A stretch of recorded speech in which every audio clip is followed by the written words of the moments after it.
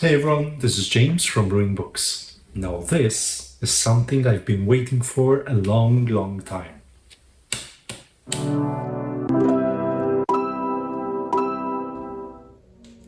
Released some 2 weeks ago, this is the Collected Poems of J.R.R. Tolkien 3-volume box set, released by HarperCollins, which contains around 200 works from the author himself in this 1368-page set.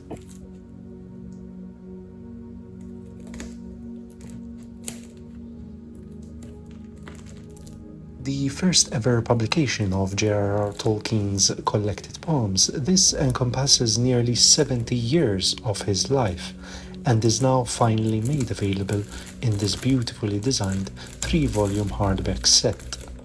Have a listen to the melodious sound of the wrapper just gliding off of the box.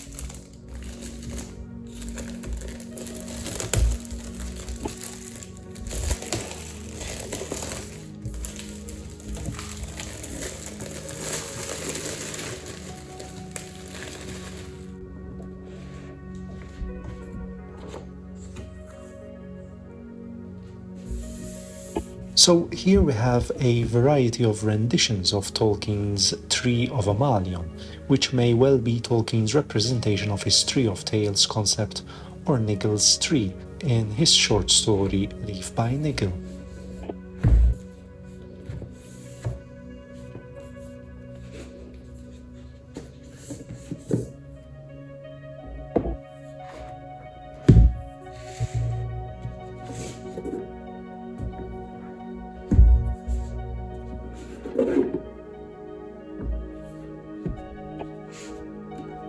So, as we take a closer look at this, we find the 3 volumes housed in this sturdy, stiff cardboard box, with this navy blue color on top and a cream finish along the sides, and the complementing covers of the 3 volumes themselves.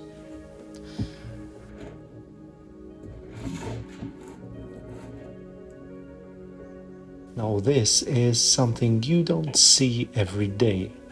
I am absolutely stunned by the minimalist nature of these gorgeous covers, which complement each other so well. And they utilize Tolkien's own artwork on each, which is just the cherry on the top, really. So let's start with Volume 1. To me, what's special about this is mainly the amount of works made available from Tolkien's earliest attempts at poetry, mainly from 1910 to 1919, and this is in fact Volume 1. Indeed, as we shall see soon, each of these volumes contains works from a specific period in Tolkien's life. Now, Tolkien initially aspired to be a poet, and poetry played a central role in his creative output, as much as his prose, language, and art. While many readers are familiar with Tolkien's poetry through the verses found in The Hobbit and Lord of the Rings, the full extent of his poetic works is less known and often underappreciated. In his larger works, poetry serves to develop the character and setting, while also advancing the plot. When taken as standalone pieces, however, they are a delight in their use of rhythm and language. These poems reflect Tolkien's deep appreciation for nature, the seasons, landscape, music, and the beauty of words themselves. The earliest poem contained within this collection was written for his future wife and dates back to 1910, when Tolkien was just 18. As his time at Oxford unfolded, so did more poems, some intricate, others whimsical. Those penned during the First World War while he served in France focus less on the war's brutality and more on themes of life, loss, faith, and friendship, as well as his yearning for England and his absent wife. From 1914 onwards, elements of his mythological world, the Silmarillion, began to surface, with the matter of Middle-earth inspiring much of his poetry throughout his life. I mean, this is just incredible, just looking at the variety of poems available in this first volume. And despite most of these have been made available or published in one way or another, it is so helpful and completing to have these housed together in sequential order.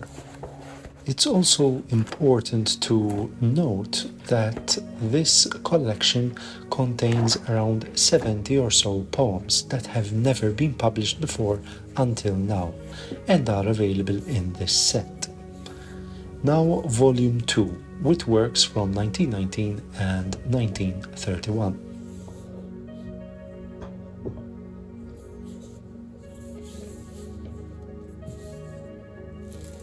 Let's have a quick look over here.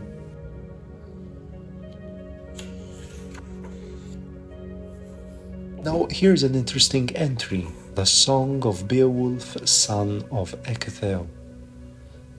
We'll definitely have to check that out now.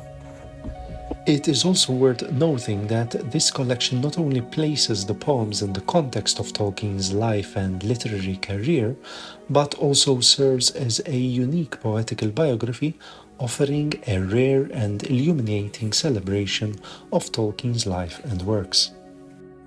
On a side note, besides the works themselves, insightful commentary and notes have been provided by renowned Tolkien scholars Christina Scull and Wayne G. Hammond. Truly, this is a Tolkien completist's dream, and someone who has always had a keen interest in Tolkien's poetic venture, this is the jackpot. And finally, Volume 3, with works from 1931 to 1967.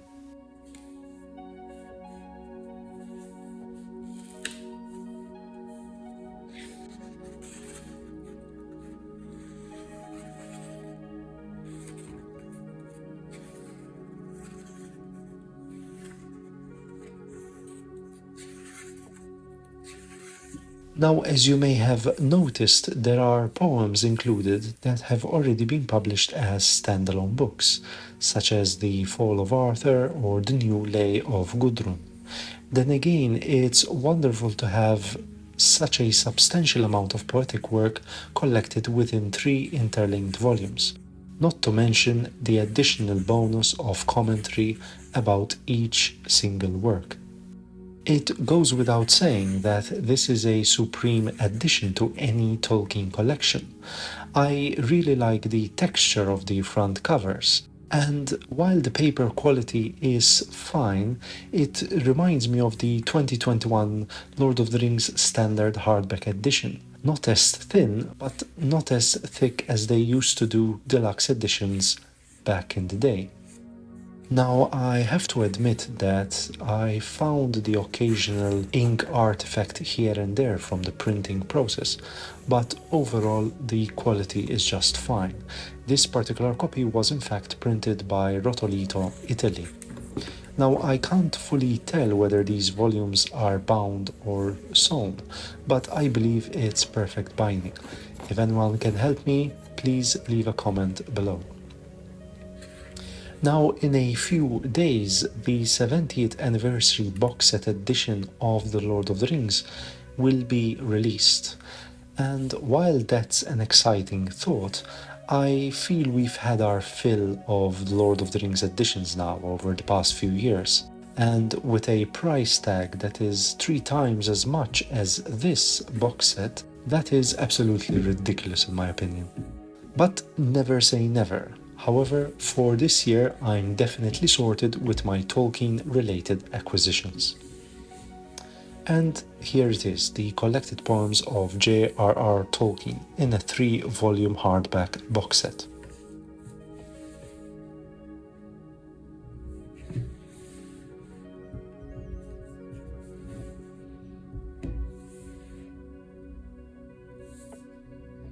And that's it for today. I hope you enjoyed this video. So what do you think about the Collected Poems box set? Do let me know in the comments below whether you've ordered it or you're still on the fence whether to get a copy or not. Do share your thoughts in the comments below. As always, like, comment and subscribe, and I'll see you next time. Cheers!